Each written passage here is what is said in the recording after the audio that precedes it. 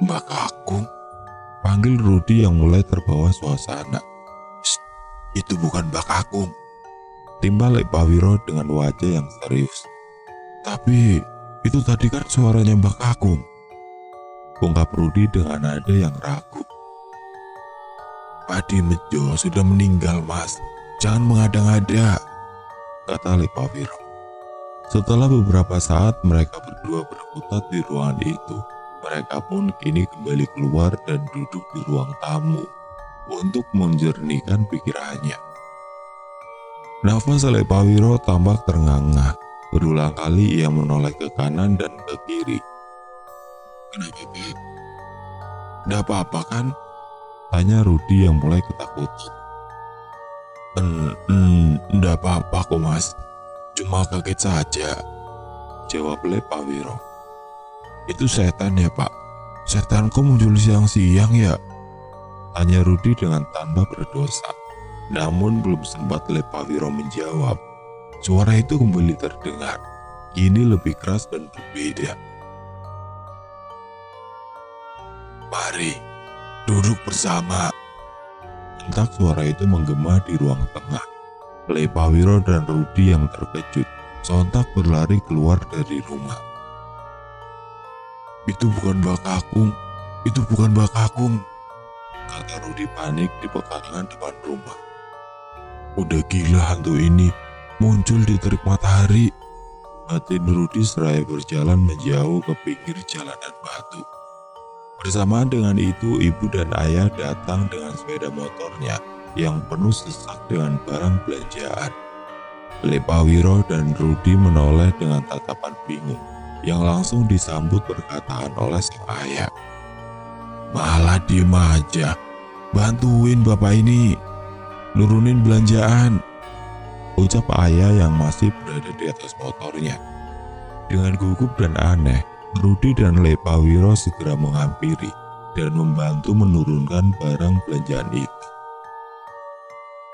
"Tolong bawa masuk ke dapur," ucap sang ibu sambil berjalan dan masuk ke dalam rumah. Dengan agak mengendap, Rudi dan Pak Wiro masuk membawa barang-barang itu, melewati ruang tengah dengan sedikit berlari kecil dan menuju dapur. Pak Wiro segera berpamitan. Dengan terburu dia keluar dari rumah.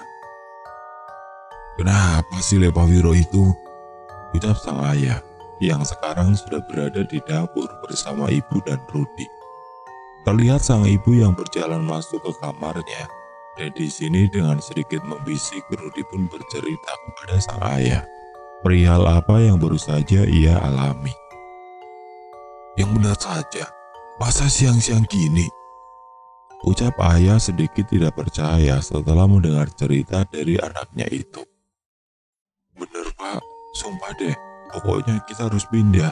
Aku udah betah kalau terus-terusan begini," gerutu Rudi. Ayah menatap Rudi dan merangkulnya berjalan menuju belakang rumah. Tampaknya ia ingin membicarakan sesuatu. "Rud, kondisi Bapak sedang sulit. Kita mau pindah kemana? Rudi tahu kan, kenapa kita menjual rumah kita di kota dan pindah ke sini?" ucap ayah menenangkan Rudi. Pembicaraan pun berlanjut yang mana pada intinya mereka tetap harus tinggal di rumah ini karena masalah ekonomi. Rudi pun agaknya mengerti dan sedikit mau menerima alasan itu, meski dengan sedikit terpaksa. Singkat cerita, malam pun tiba.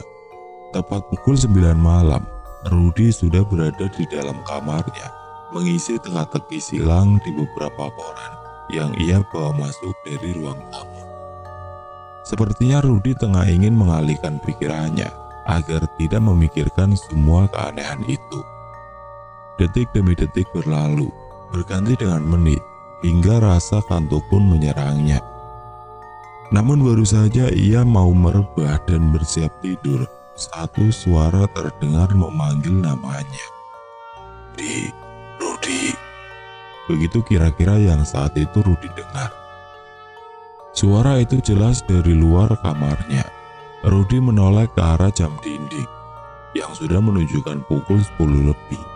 Dengan nada malas, Rudy menjawab panggilan itu tanpa berpikir siapa orang itu. "Iya," ucap Rudy. Hingga beberapa detik kemudian otaknya mulai sadar. Suara siapa itu? Kok seperti suara Mbak Kakung? Batin Rudy dan langsung bangkit dari ranjang, seraya mengernyitkan dahinya. Seketika tengkuknya bergidik. "Astagfirullah," ucapnya sambil meringkuk di atas tempat tidurnya. Rudy," ucap suara yang mirip Mbak Kakung itu dari luar kamarnya.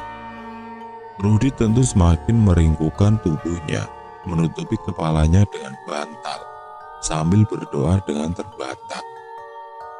Meski akhirnya suara itu tidak muncul lagi, tapi Rudy tentu masih tidak berani membuka pandangannya untuk sekedar bangkit, apalagi memeriksa. Keringatnya bercucuran, tubuhnya gemetar ketakutan. Hingga kebetulan hujan turun dengan cukup deras. Barulah perlahan-lahan Rudy berani membuka bantal yang dari tadi menutupi kepalanya. Untung saja sang ayah masuk ke kamarnya beberapa saat kemudian. "Belum tidur, Ruth," kata ayah yang langsung membuka pintu kamarnya tanpa mengetuknya terlebih dahulu.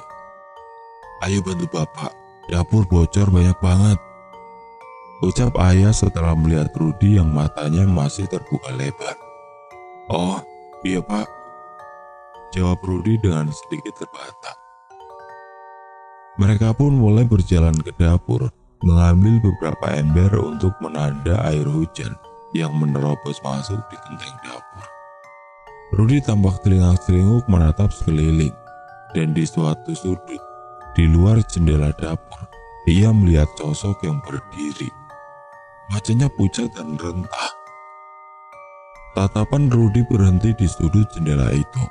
Sambil berjalan mundur, ia mencoba untuk memberitahu ayahnya yang masih membungkuk membersihkan sisa air hujan yang tumpah di lantai. Pak, ucap Rudy pelan. Sang ayah tentu kepalanya langsung menengadah dan "Astagfirullah," kata ayah yang kini juga melihat sosok itu. "Terang-terang, sekarang kita keluar," ucap ayah seraya menyeret Rudy keluar dari ruangan dapur. Kini mereka duduk di ruang tengah, gugup dan gegap, menoleh ke kanan dan ke kiri. "Apa itu tadi, Pak?" kata Rudy tampak menahan tangis. "Terang-terang, kamu berdoa saja," jawab sang ayah yang kakinya juga tampak gemeteran. Bersamaan dengan itu, anehnya hujan yang tadi deras tiba-tiba reda. Suasana berubah menjadi hening, dan bau itu muncul lagi. Ya, bau rokok kemenyan yang baru-baru ini sering Rudy cium. "Pak," kata Rudy dengan sedikit membisik, mengisyaratkan apakah ayahnya itu mencium bau ini atau tidak. Sang ayah hanya menganggukkan kepalanya, meraih tangan Rudy dan mengajaknya untuk bangkit dari ruangan itu. Namun dengan anehnya, tiba-tiba mereka berdua tidak bisa bergerak, seperti ada sesuatu yang berat menahan kaki Rudy dan sang ayah. Dan di sini, suara dentuman mulai terdengar. Awalnya dari ruang tamu dan seakan berjalan mendentum mendekat ke arah mereka.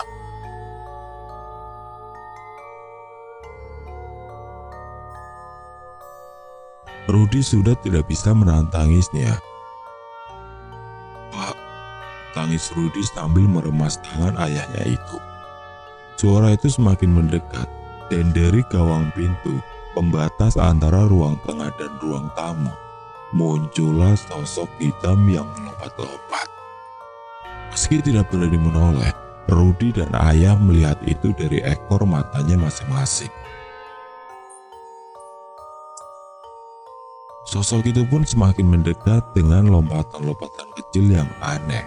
Sosok berkerudung hitam itu melewati Rudy dan ayahnya yang masih duduk terpaku di ruang tengah itu. Baru setelah sosok itu benar-benar lewat dan berlalu lalang di ambang pintu ruang makan, kaki ayah dan Rudy kembali bisa digerakkan. Mereka berlari menuju ruangan yang paling dekat, yaitu kamar Rudy. Mereka masuk dan segera mengunci pintu. Duduk kebingungan di atas ranjang. Apa itu tadi, Pak? Apa itu tadi? Tanya Rudi dengan bergetar. Sang ayah terdiam sejenak, menghela nafas dan berkata, itu pencolor, Rud. Penunggu kerisnya Mbak Kakung. Itulah sosok yang dulu waktu kecil pernah Bapak lihat, ucap sang ayah. Harusnya dia sudah tidak muncul lagi, karena kerisnya sudah dilarung setahun yang lalu, kata ayah lagi. Terus gimana ini, Pak? Kita tidak bisa kalau begini terus, ucap Rudi mendekati ayahnya. Besok habis acara mendak Mbak Kakung, Bapak bicarakan sama Padi tentang semua ini, jawab sang ayah kepada Rudi.